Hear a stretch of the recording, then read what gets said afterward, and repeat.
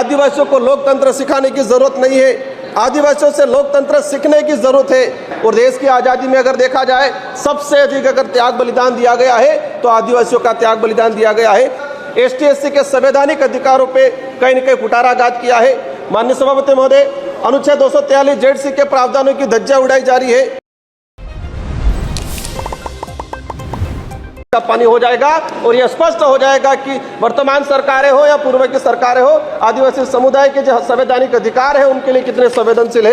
माननीय सभापति महोदय, आज अगर हम बात करें, जब जयपाल सिंह मुंडा संविधान सभा की जब चर्चा हो रही थी तो जयपाल सिंह मुंडा ने कहा था कि आदिवासियों को लोकतंत्र सिखाने की जरूरत नहीं है, आदिवासियों से लोकतंत्र सीखने की जरूरत है जो हजारों सालों से जीता आ रहा है। और ये मानना पड़ेगा कि संविधान निर्माताओं ने भी जब देखा गया कि आदिवासी समुदाय की गण व्यवस्था, गमेती पटेल मुखिया की व्यवस्था, उसी को कहीं न कहीं अडॉप्ट किया गया है। लेकिन आज लोकतंत्र में जिस तरह से तानाशाही हो रही है, ये कहीं न कहीं आज आम जनता, आम गरीब के लिए दिक्कत है। जल जंगल जमीन आदिवासी जीवन का आधार है, ये बिरसा मुंडा जी और जयपाल सिंह मुंडा का कहना था। लेकिन आज उसी जल जंगल जमीन को उजाड़ा जा रहा है। माननीय सभापति महोदय, आदिवासी समुदाय को अपना अलग एक पहचान, पूर्वजों के त्याग बलिदान आधार पर आरक्षण का अधिकार मिला है। और देश की आज़ादी में अगर देखा जाए सबसे अधिक अगर त्याग बलिदान दिया गया है तो आदिवासियों का त्याग बलिदान दिया गया है। लेकिन आज उसको नजरअंदाज किया जाता है। हाल ही राजस्थान की सरकार ने एसटी एससी की जमीन को गैर आदिवासियों के खरीद पर अनुमति देकर एसटी एससी के संवैधानिक अधिकारों पे कहीं न कहीं कुठाराघात किया है। माननीय सभापति महोदय, अनुच्छेद 243 जेड-सी के प्रावधानों की धज्जियां उड़ाई जा रही है।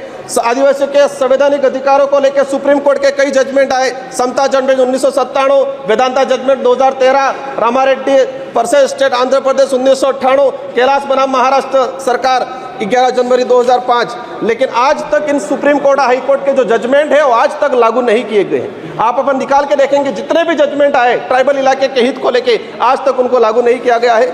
माननीय सभापति महोदय, हजारों वीरों के बलिदान के बाद Chota Nagpur tenancy act 1908, Santal Pargana tenancy act 1949, Wilson rules 1837, ये जो जितने भी जो एक्ट आए थे, हजारों लोगों ने अपना बलिदान दिया था, इसके बाद आए थे। लेकिन देखा गया है आज़ादी के बाद इन किसी भी एक्ट पे कोई प्रावधान नहीं किया गया है। माननीय सभापति महोदय, मैं लास्ट 30 मिनट में आपकी बात में समझ रहा हूँ, मैं अपनी बात को रखूंगा।